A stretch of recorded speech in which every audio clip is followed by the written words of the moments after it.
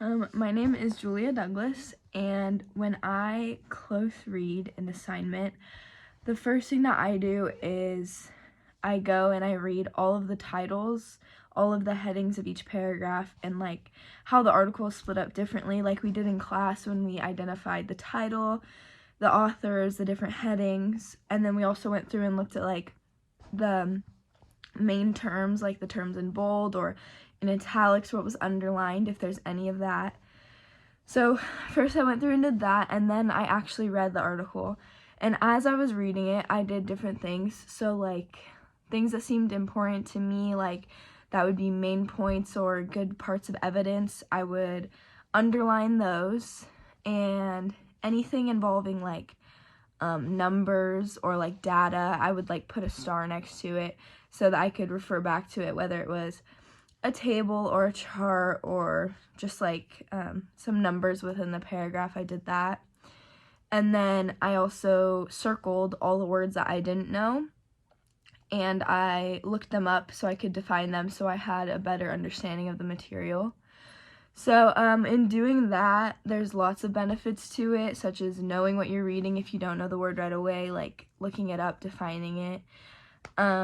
Also, it just helps you get a better, deeper understanding of the information, so it's not like you're just reading it and kind of just like reading it to go through the motions to do it. You're actually comprehending it because you will need to use it in your assignment, so it's good to have a good understanding of it. Another thing I did was highlight some important parts, especially in the tables and graphs, because sometimes it can get confusing. And some of the graphs and tables I also like summarized on the side, kind of like if it was a timeline, I like got the basic number of years and things like that. And that just kind of helps me also just get a better understanding of it and have a better viewpoint to do the summary that I had to do for class. So there's a lot of benefits in close reading.